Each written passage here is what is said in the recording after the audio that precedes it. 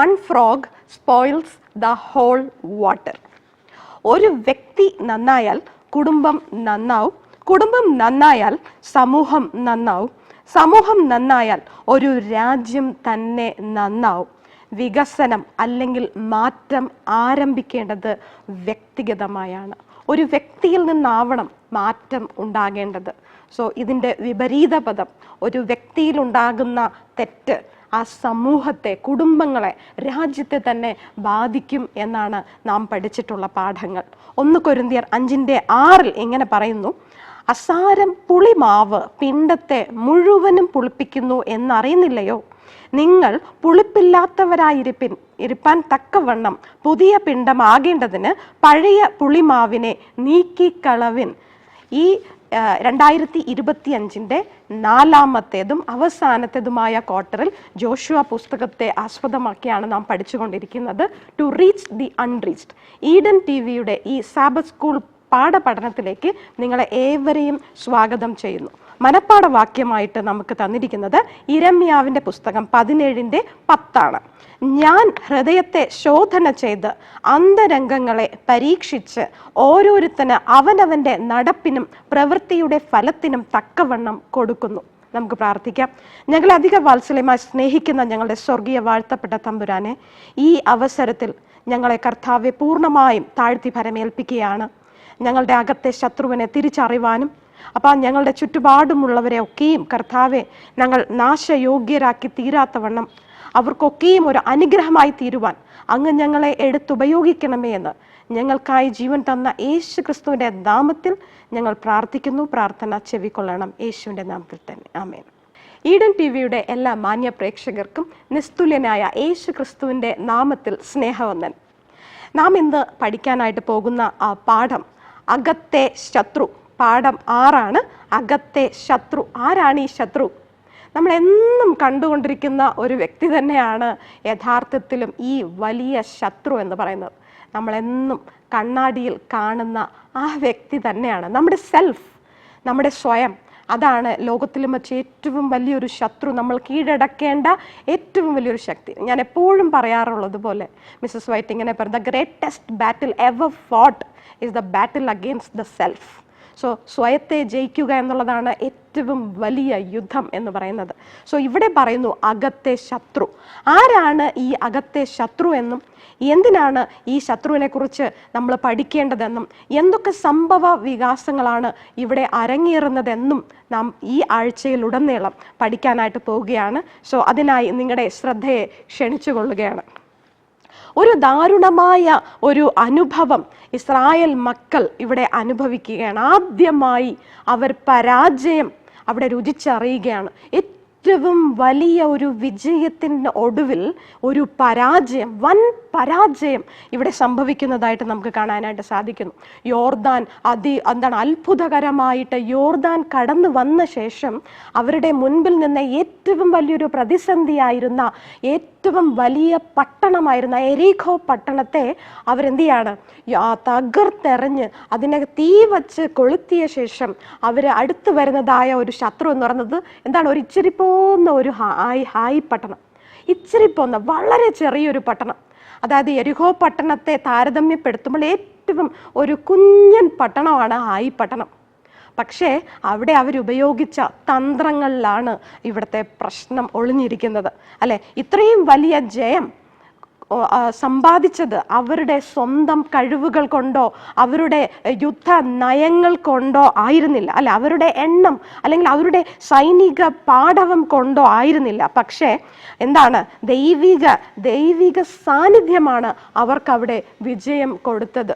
നമ്മൾ ഈ ഇടയായിട്ട് വളരെയധികം നമ്മൾ ശ്രദ്ധിച്ചു വരുന്ന ഒരു വാർത്തയാണ് ജമീമ റോഡ്രിഗസ് എന്ന് പറയുന്ന ആ വ്യക്തി, അല്ലെ? ആ ഇന്ത്യൻ വിമൻസ് ക്രിക്കറ്റിൻ്റെ ആ ഒരു വലിയൊരു വിജയം ആഘോഷിക്കുന്ന വേളയിൽ ആ മകൾ പറഞ്ഞതായൊരു കാര്യം എന്നെ വളരെയധികം വളരെയധികം എന്നെ ഒരുപാട് പ്രേരിപ്പിച്ചു. അതായത് അവിടെ പറയുന്ന ഒരു കാര്യം, അവൾ കൊടുക്കുന്നത്, മഹത്വം കൊടുക്കുന്നത് ദൈവത്തിനാണ്, യേശുവിനാണ് അവളവിടെ മഹത്വം കൊടുക്കുന്നത്. ഏറ്റവും ആദ്യത്തെ വാക്കിൽ തന്നെ അവൾ ആ യേശുവിന് മഹത്വം കൊടുക്കുന്നതായിട്ട് ആയിട്ടും പുറപ്പാട് പുസ്തകം 14:14 അവിടെ ഉദ്ധരിക്കുകയും ചെയ്യുന്നു. അവളുടെ കൈവിട്ട് പോയ സമയത്ത് ഈ വാക്യമാണ് അവൾ വീണ്ടും വീണ്ടും ഉരുവിട്ടതെന്നും അതിലൂടെ അവൾക്ക് എന്ത് ചെയ്തു, വളരെയധികം വലിയൊരു ശക്തി ആർജിക്കുവാൻ സാധിച്ചു എന്നും പറയുന്നു. Stand still, the Lord will fight for you.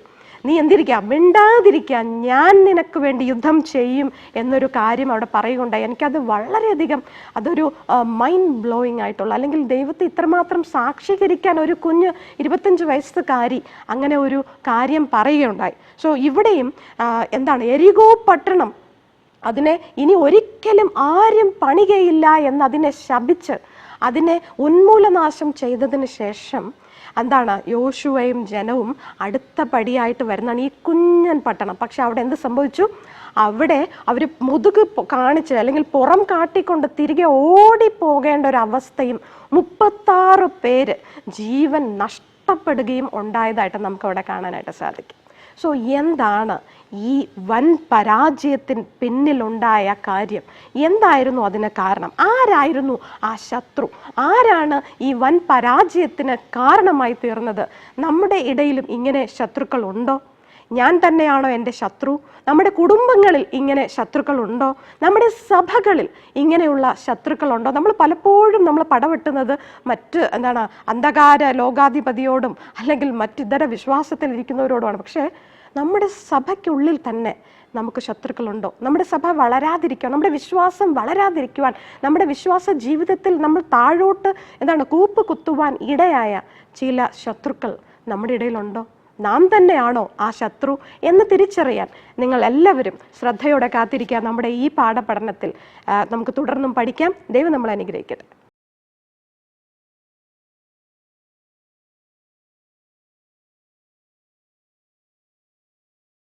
ഞായറാഴ്ചത്തെ ഭാഗത്തേക്ക് നമുക്ക് കടന്നു വരുമ്പോൾ ഉടമ്പടിയുടെ ലംഘനം.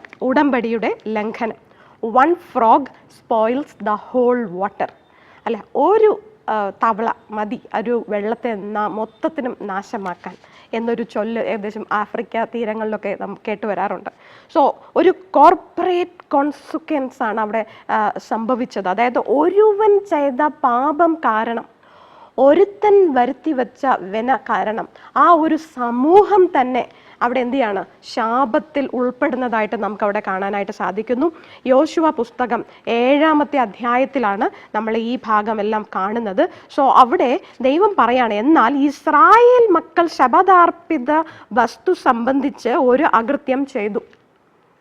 തുടർന്ന് ദൈവം ആരാണെന്ന് പറയുന്നുണ്ട്. പക്ഷെ അതിന് മുൻപായിട്ട് അവിടെ പറയുന്നൊരു കാര്യം എന്ന് പറയുന്നത്, അതൊരു വ്യക്തിയല്ല അവിടെ പറയുന്നത്. ഒരു വ്യക്തി കാരണം ഉണ്ടായ പാപം അല്ലെങ്കിൽ ശാപം, അതിന് ദൈവം അവിടെ ഒരു പ്ലൂറലായിട്ട് അല്ലെങ്കിൽ ഒരു ബഹുവചനം അവിടെ ഉപയോഗിക്കുന്നു.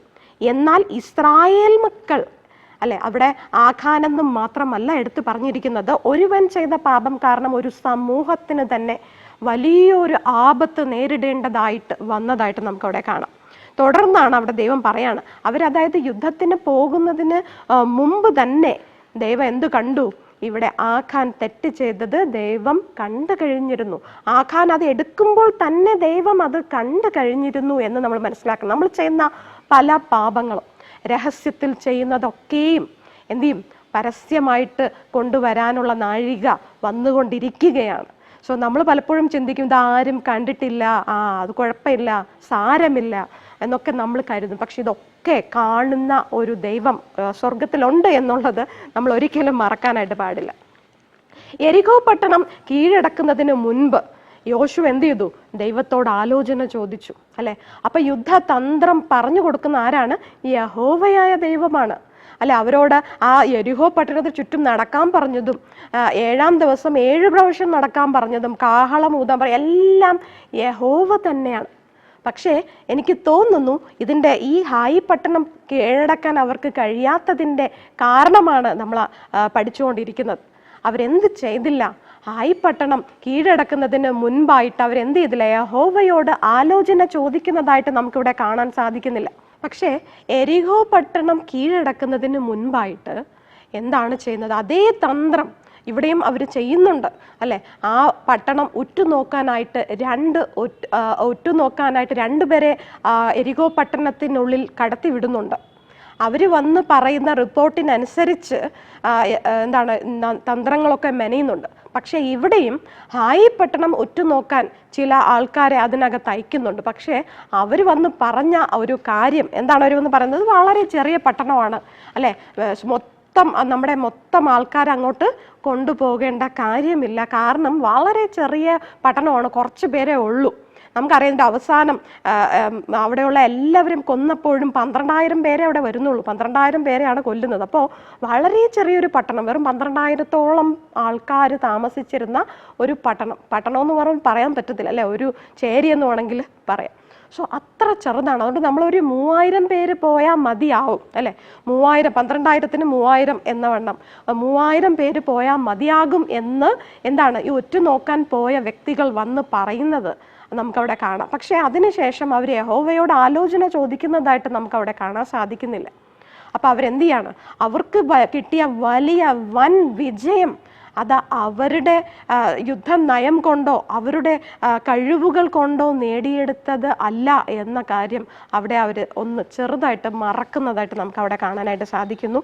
സോ അതുകൊണ്ട് തന്നെ എന്താണ്, വെറും 3,000 പേര് ഈ പട്ടണത്തെ കീഴടക്കാനായിട്ട് പോകുന്നതും അവിടെ ഒരു വൻ പരാജയം ഇവരെന്ത് ചെയ്യാണ്, ആ ചെറിയ പട്ടണക്കാരോട് എന്ത് ചെയ്യാണ്, തോറ്റ് അവരുടെ മുതുക് അല്ലെങ്കിൽ പുറം കാട്ടിക്കൊണ്ട് അവർ ഓടുന്ന ഒരു അവസ്ഥയിലേക്ക് എത്തുകയും യോശുവ അവിടെ എന്താണ് കവിണ്ണ് വീണ് സാഷ്ടാംഗം വീണ് കരയുന്ന ഒരു കുഞ്ഞു കുട്ടിയെ പോലെ കരയുന്ന ഒരു രംഗമാണ് നമുക്കവിടെ കാണാനായിട്ട് സാധിക്കുന്നത്. അപ്പം എന്തായിരുന്നു ഈ ലംഘനത്തിൻ്റെ കാരണം?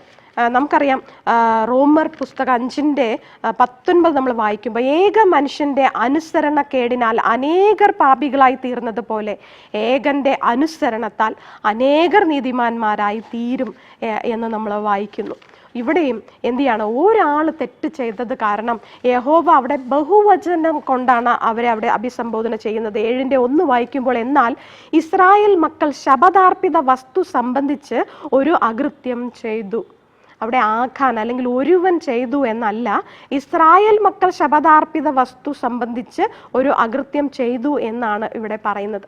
കാരണം യഹോവ വളരെ വ്യക്തമായിട്ട് അവരോട് പറഞ്ഞിരുന്നു, അതായത് എരിഹോ പട്ടണം തീയിട്ട് നശിപ്പിക്കുന്നതിന് മുൻപായിട്ട്. എന്നാൽ അതായത് നമുക്ക് വായിക്കാം 6-ാമത്തെ അധ്യായം 18 വായിക്കുമ്പോൾ, എന്നാൽ നിങ്ങൾ ശപഥം ചെയ്തിരിക്കെ ശപഥാർപ്പിതത്തിൽ വല്ലതും എടുത്തിട്ട് ഇസ്രായേൽ പാളയത്തിന് ശാപവും അനർത്ഥവും വരുത്താതിരിക്കേണ്ടതിന് ശപഥാർപ്പിത വസ്തു ഒന്നും, ഇത് വളരെ നമ്മൾ ശ്രദ്ധിക്കണം, ഒന്നും തൊടാതിരിപ്പാൻ സൂക്ഷിച്ചുകൊള്ളുവിൻ. ഈ തൊടാതിരിപ്പാൻ നമ്മൾ ശ്രദ്ധിച്ച് സൂക്ഷിച്ച് അടിവരയിട്ട് വെക്കണം. കാരണം നമ്മളിത് വീണ്ടും നമ്മളിത് ഉപയോഗിക്കാനായിട്ട് പോവുകയാണ്. തൊടാതിരിപ്പാൻ സൂക്ഷിച്ചുകൊള്ളുവിൻ. വെള്ളിയും പൊന്നുമൊക്കെയും ചെമ്പും ഇരുമ്പും കൊണ്ടുള്ള പാത്രങ്ങളും യഹോവയ്ക്ക് വിശുദ്ധം, അവ യഹോവയുടെ ഭണ്ഡാരത്തിൽ ചേരണം. സോ അപ്പോൾ ഈ ശപഥാർപ്പിത വസ്തുവിനെ തൊട്ടത് മാത്രമല്ല ആഖാന്റെ പാപം എന്ന് പറയുന്നത്, യഹോവയ്ക്ക് വിശുദ്ധമായ വസ്തുവിനെ തൊട്ടതാണ് ഏറ്റവും വലിയൊരു പാപം. അത് നമുക്ക് ഈ പാഠപുസ്തകത്തിൽ പോലും പറയുന്നില്ല. അതായത് ഇവിടെ പൊന്നും വെള്ളിയും യഹോവയ്ക്ക് വിശുദ്ധം എന്നിവിടെ പറഞ്ഞു. അപ്പം യഹോവയ്ക്ക് വിശുദ്ധമായ വസ്തുക്കളെ തൊടുന്നത്, അതിൻ്റെ ശാപം എന്ന് പറയുന്നത് നമുക്ക് ചിന്തിക്കാൻ പോലും പറ്റാത്ത പ്രതിഫലങ്ങൾ അല്ലെങ്കിൽ അതിൻ്റെ കോൺസിക്വൻസസ് വലുതായിരിക്കും. ഇവിടെ ആഖാൻ എടുത്തു വെക്കുന്ന കൂട്ടത്തിൽ പ്രത്യേകിച്ച് അവിടെ പറയുന്നുണ്ട് അല്ലെ, വെള്ളി അല്ലെ, ആ വെള്ളി എന്ത് ചെയ്യാണ്, അകത്ത് ആദ്യം കുഴിച്ചിട്ടിട്ട് അതിൻ്റെ പുറത്താണ് മറ്റുള്ള സാധനങ്ങൾ മറവ് ചെയ്യുന്നത്, എന്നിട്ട് പിന്നെ അതിനെന്ത് ചെയ്യാണ് മൂടി വെക്കുന്ന ഒരു കാര്യം നമുക്ക് അവിടെ കാണാം. അപ്പോൾ ഏറ്റവും ആഖാൻ ചെയ്ത ഏറ്റവും വലിയൊരു മിസ്റ്റേക്ക് എന്ന് പറഞ്ഞാൽ യഹോവയ്ക്ക് വിശുദ്ധമായത്. നമ്മളും പലപ്പോഴൊക്കെ യഹോവയ്ക്ക് വിശുദ്ധമായത് നമ്മളും കൈവയ്ക്കാറുണ്ടോ?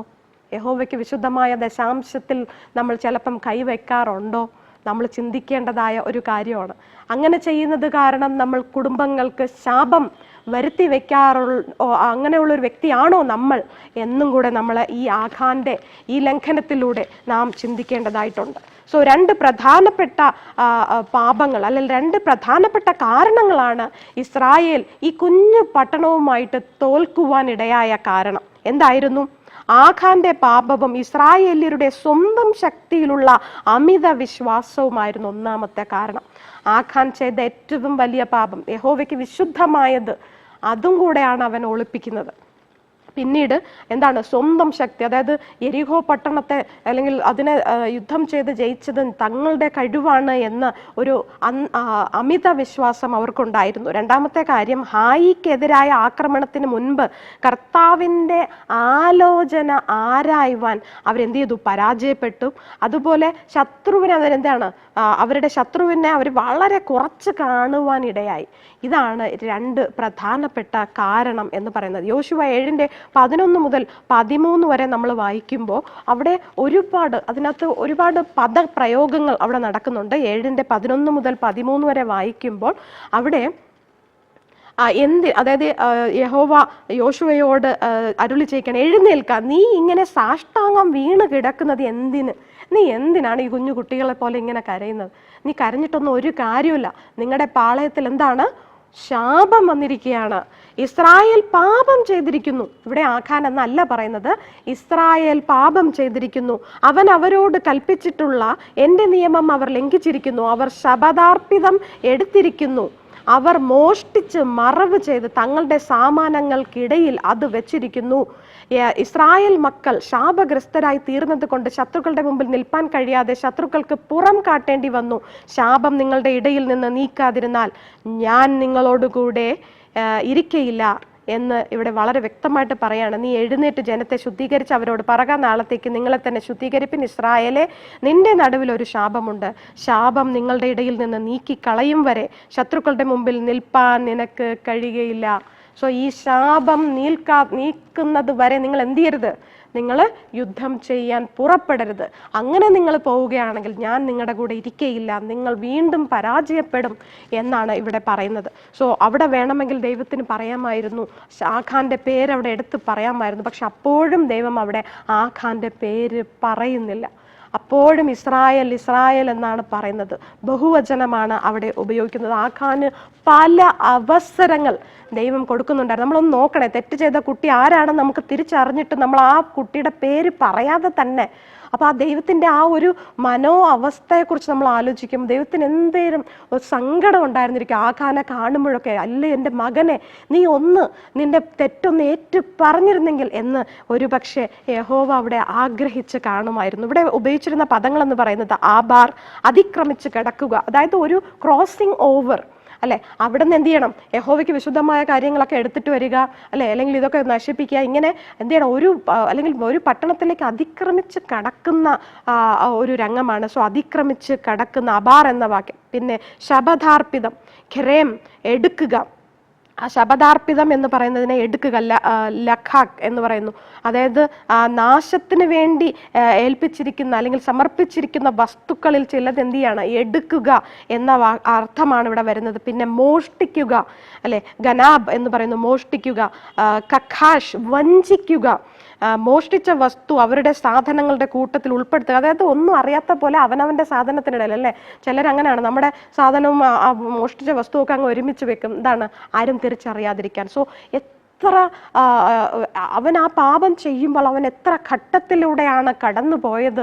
ദൈവം അവിടെ വ്യക്തമായിട്ട് പറയുകയാണ്, ശപഥാർപ്പിതം ഒന്നും തൊടുക പോലും ചെയ്യരുത് എന്നാണ് അവിടെ പറഞ്ഞിരിക്കുന്നത്. പക്ഷെ എന്നിരുന്നാലും എന്താണ്, ആഖാൻ ഒരു വ്യക്തി ചെയ്ത പാപം കാരണം 36 പേരാണ് ആഖാന്റെ മുന്നിൽ അല്ലെ മരിച്ചു വീഴുവാൻ ഇടയായത്. അപ്പോഴും മനസാന്തരം വരാത്തൊരു ആഖാനെ നമുക്ക് കാണാനായിട്ട് സാധിക്കും. നമ്മുടെ തെറ്റ് കാരണം, നമ്മുടെ പാപം കാരണം നമ്മുടെ കുടുംബത്തിന് എന്തെങ്കിലും പ്രശ്നങ്ങൾ ഉണ്ടായിട്ടുണ്ടോ? നമ്മുടെ സമൂഹത്തിന് എന്തെങ്കിലും പ്രശ്നം ഉണ്ടായിട്ടുണ്ടോ?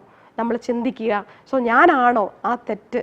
എന്നാൽ നമ്മുടെ തെറ്റുകൾ തിരുത്താനും അത് ഏറ്റു പറയാനും അതിനെ വിട്ടുകളയാനും ദൈവത്തോട് നമുക്ക് ചോദിക്കേണ്ടതായിട്ടുണ്ട്. ദൈവം തീർച്ചയായിട്ടും നമ്മുടെ പാപങ്ങളെ ക്ഷമിക്കുക തന്നെ ചെയ്യും. സോ സമൂഹത്തിനുള്ളിലെ വ്യക്തികളുടെ മോശം പ്രവൃത്തികളിൽ നിന്ന് മുഴുവൻ സമൂഹങ്ങൾക്കും നേരിട്ടേക്കാവുന്ന ദുരന്തങ്ങൾ നമുക്കറിയാം. പല ആവൃത്തി നമ്മൾ കേട്ടിട്ടുള്ള ചരിത്രം പരിശോധിക്കുമ്പോഴും ഒരു വ്യക്തി കാരണം വലിയ നാശങ്ങൾ വന്നത് നമുക്ക് നമ്മുടെ ചരിത്രങ്ങളിലൂടെ നമ്മൾ പഠിക്കുകയാണ്. സോ തുടർന്നും എന്താണ് ഇത്രമാത്രം ലംഘനം, ഈ ഉടമ്പടി ലംഘിച്ച ആഖാന്റെ പാപം എന്തായിരുന്നു എന്ന് നമുക്ക് തുടർന്ന് പഠിക്കാം.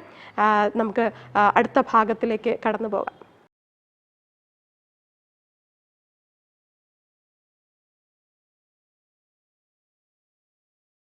തിങ്കളാഴ്ചത്തെ ഭാഗത്തേക്ക് നമ്മൾ കടന്നു വരുമ്പോൾ ആഖാന്റെ പാപം എന്തായിരുന്നു ഈ പരാജയത്തിന് പിന്നിലെ കാരണം?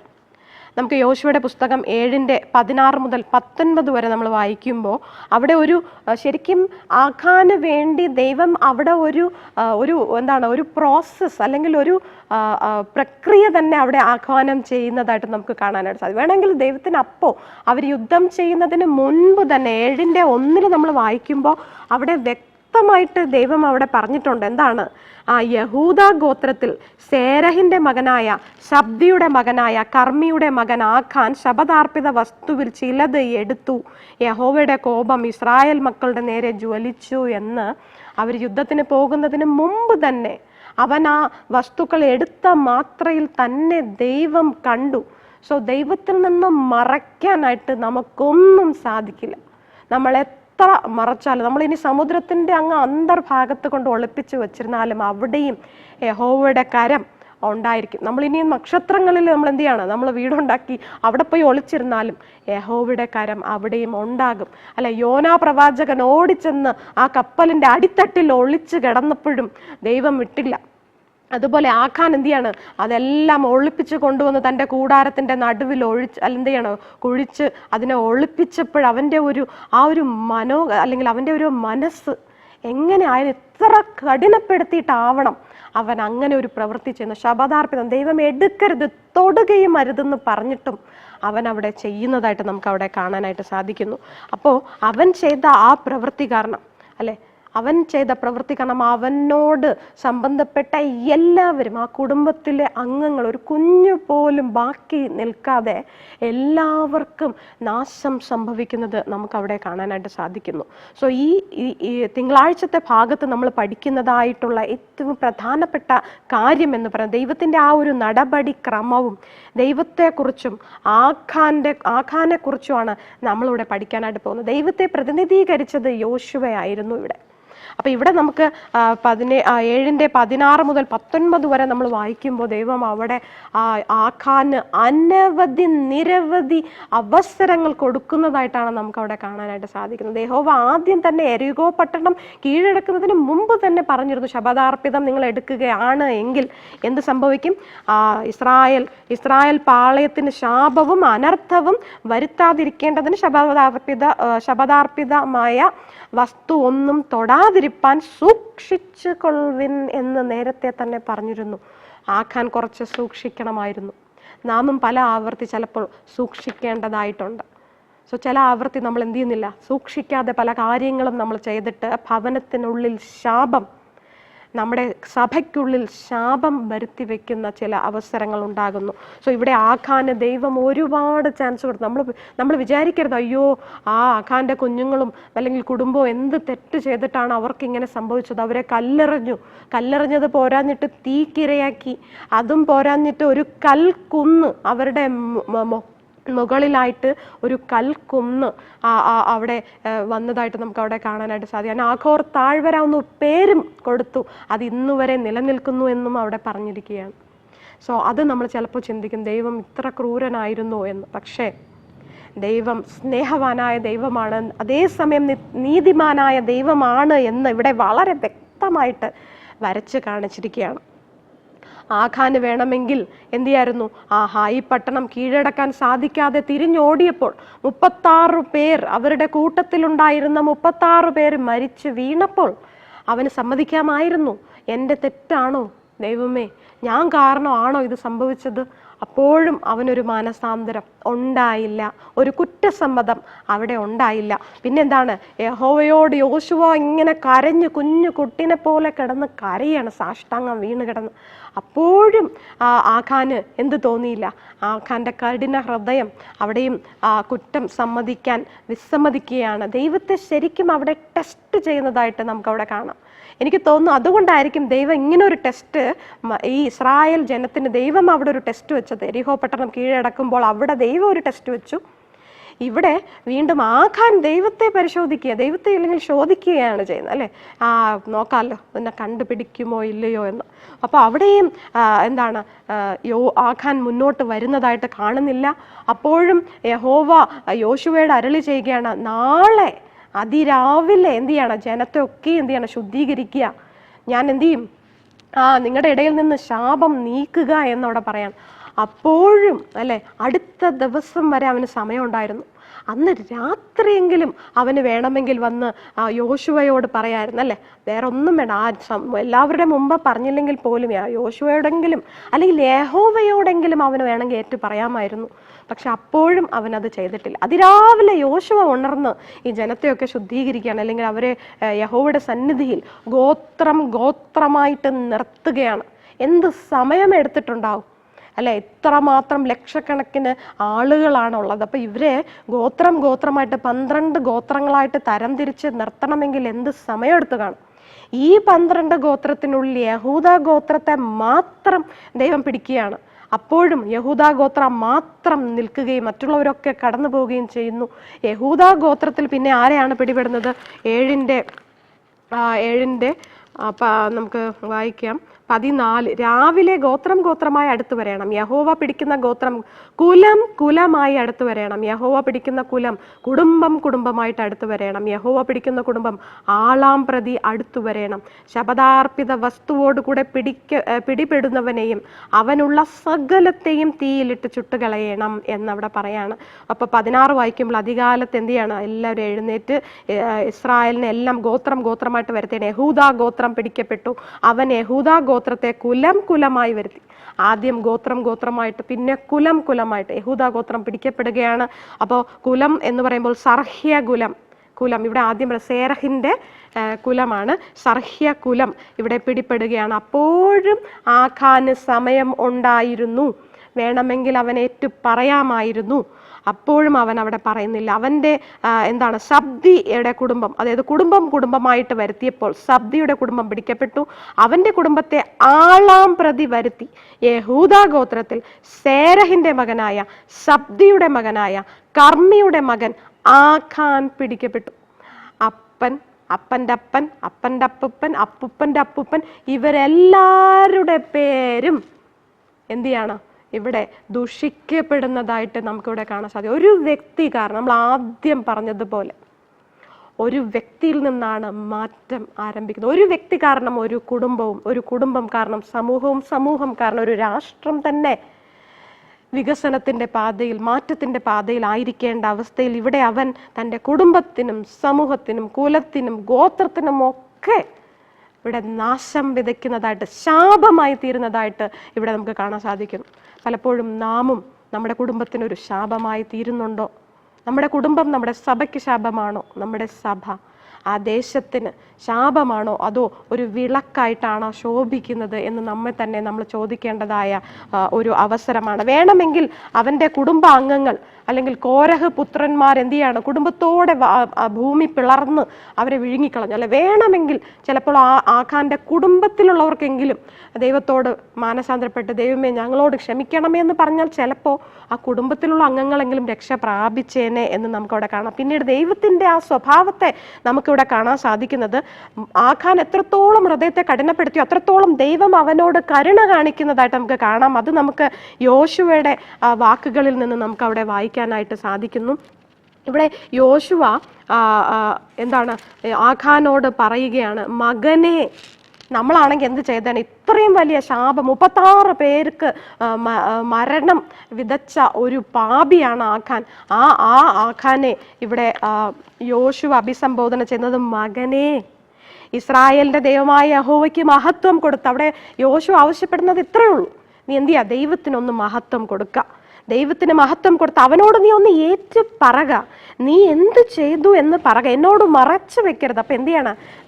നമ്മൾ പല ആവർത്തി നമ്മൾ പഠിച്ചിട്ടുള്ളൊരു വാക്യമാണ് അല്ലെ, തൻ്റെ ലംഘനങ്ങൾ എന്ത് ചെയ്യരുത്? മറച്ചു വെക്കുന്നവന് ശുഭം വരികയില്ല. അവയെ ഏറ്റു പറഞ്ഞ് എന്ത് ചെയ്യണം? നമ്മൾ വിട്ട് കളയണം. അതേ കാര്യമാണ് ഇവിടെയും പറയുന്നത്. ദൈവത്തിന് മഹത്വം കൊടുക്കുക, പിന്നെ എന്ത് ചെയ്യണം? ഏറ്റു പറയണം, പിന്നെ എന്ത് ചെയ്യണം? നീ എന്ത് ചെയ്തു അതൊന്നും ഒന്നും മറച്ചു വയ്ക്കാതെ എല്ലാം ഏറ്റുപറഞ്ഞ് വിട്ടുകളയാനായിട്ട് ആഖാനോട് യോശുവ അവിടെ അഭ്യർത്ഥിക്കുന്നതായിട്ട് നമുക്ക് കാണാനായിട്ട് സാധിക്കുന്നു. പക്ഷേ അവിടെ അവസാനം ആഖാൻ പിടിപെടുന്നത് വരെ അവൻ്റെ ഹൃദയത്തെ അവൻ കഠിനപ്പെടുത്തി. അവൻ ദൈവത്തിന് എന്ത് ചെയ്തില്ല, അവനെ ഏൽപ്പിച്ചു കൊടുത്തില്ല എന്ന് മനസ്സിലാക്കാം. അവൻ പിടിക്കപ്പെട്ടപ്പോഴും അവൻ്റെ വാക്കുകളിൽ നിന്ന് അവനെ യഥാർത്ഥ മാനസാന്തരം വന്നതായിട്ട് നമുക്ക് അവിടെ കാണാൻ സാധിക്കുന്നില്ല. വെറും ഒരു കുറ്റസമ്മതമാണ്.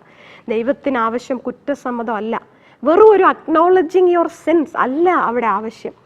ജസ്റ്റ് ഞാൻ ഇങ്ങനെ ചെയ്തു എന്ന കുറ്റസമ്മതം അല്ല അവിടെ ആവശ്യം. മാനസാന്തരം അല്ലേ, മാനസാന്തരമാണ്.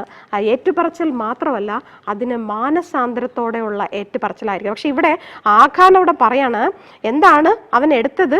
ഞാൻ കൊള്ളയുടെ കൂട്ടത്തിൽ വിശേഷമായൊരു ബാബിലോന്യ മേലങ്കിയും, എന്താണ് അപ്പോഴും അവൻ പറയാണ്, ഞാൻ ഇതുപോലെ ഇങ്ങനെ ഒരു മേലങ്കിയും കുറച്ച് സാധനം എടുത്തു എന്നല്ല അവൻ അവിടെ പറയുന്നത്. അവൻ്റെ വാക്കുകളിൽ നിന്നും അവൻ എത്രത്തോളം മോഹം അവനുണ്ടായിരുന്നു നമുക്കവിടെ കാണാനായിട്ട് സാധിക്കും. ബാബിലോന്യ വിശേഷമായൊരു, ഓൾറെഡി തെറ്റ് ചെയ്തു, ഇനി നിന്നെ തീക്ക് ഇരയാകാൻ പോവുകയാണ്. അപ്പോഴും അവൻ അവിടെ പറയുന്ന കാര്യം എന്ന് പറയുന്നത് വിശേഷമായൊരു ബാബിലോന്യ മേലങ്കിയും 200 ശേക്കെൽ വെള്ളിയും.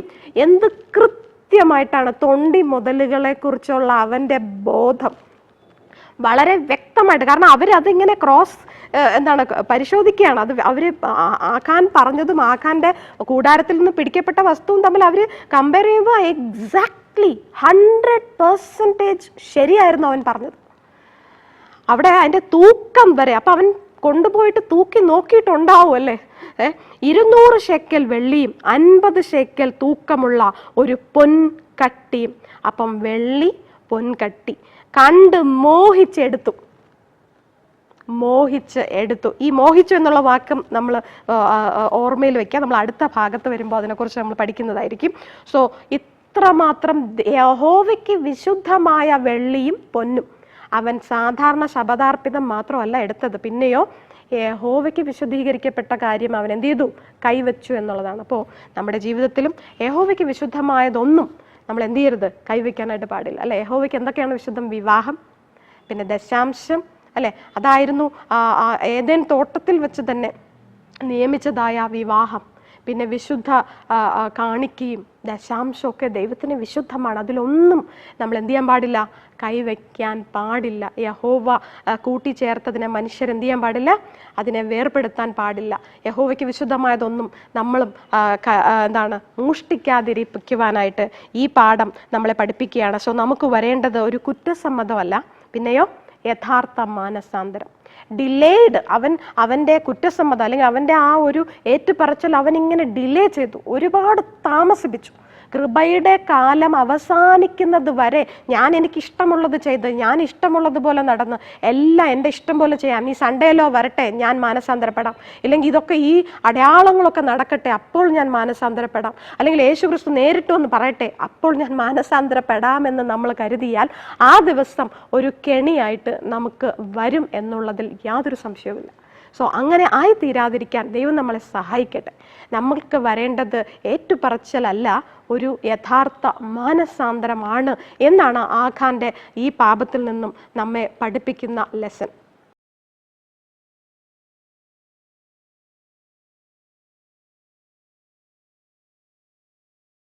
തിങ്കളാഴ്ചത്തെ ഭാഗത്ത് നമ്മൾ വായിച്ചതുപോലെ, അതായത് നമ്മുടെ അന്തരേന്ദ്രിയങ്ങളെ ആരാഞ്ഞറിയുന്ന ഒരു യഹോവയാ ദൈവം. നമുക്കൊന്നും തന്നെ മറച്ചു വെക്കാനായിട്ട് സാധിക്കയില്ല എന്ന് നമ്മൾ അവിടെ പഠിച്ചു. നമ്മുടെ ചിന്തകളെ വായിച്ചറിയാൻ യഹോവയ്ക്ക് മാത്രമേ സാധിക്കുകയുള്ളൂ. സാത്താന് പോലും നമ്മുടെ ചിന്തകളെ വായിച്ചറിയാൻ സാധിക്കയില്ല. പക്ഷേ നമ്മുടെ ചിന്തകളും പ്രവൃത്തികളും നമ്മുടെ വാക്കുകളും എല്ലാം ആരാഞ്ഞറിയുന്ന യഹോവയായ ദൈവത്തെയാണ് നമ്മൾ തിങ്കളാഴ്ചത്തെ ഭാഗത്ത് കണ്ടത്. ഇനി ചൊവ്വാഴ്ചത്തെ ഭാഗത്ത് വരുമ്പോൾ ഭാഗ്യകരമായ ചില തിരഞ്ഞെടുപ്പുകൾ, ഇംഗ്ലീഷിൽ പറയുന്നത് ഫെയ്റ്റ്ഫുൾ ചോയ്സസ് എന്നാണ്. ഫെയ്റ്റ്ഫുൾ, അതായത് ഫെയ്ത്ത്ഫുൾ അല്ല, ഫെയ്റ്റ്ഫുൾ ആയിട്ടുള്ള തിരഞ്ഞെടുപ്പുകളെ കുറിച്ചാണ് ഈ ചൊവ്വാഴ്ചത്തെ ഭാഗത്ത് നമ്മൾ പഠിക്കുന്നത്. യോശുവ 7:19 മുതൽ 21 വരെ നമ്മൾ വായിക്കുമ്പോൾ യോശുവ എന്താണ് ആഖാനോട് ആവശ്യപ്പെടുന്നത്, എന്ത് ചെയ്യാനായിട്ടാണ് യോശുവ അവിടെ പറഞ്ഞത്? മകനെ, നീ എന്ത് ചെയ്യണം? ഇസ്രായേലിന്റെ ദൈവത്തിന് മഹത്വം കൊടുക്കണം, അല്ലെങ്കിൽ മഹത്വം നൽകുകയും അവനെ ബഹുമാനിക്കുകയും ചെയ്യുക. പിന്നീട് രണ്ടാമതായി പറഞ്ഞതാണ്, നിന്റെ കുറ്റങ്ങളൊന്നും മറച്ചു വെക്കാതെ നീ ഏറ്റു പറയണം എന്നാണ് അവിടെ പറയുന്നത്. അവിടെ ഉപയോഗിച്ചിരിക്കുന്ന പദം എന്ന് പറയുന്നത് തോദ,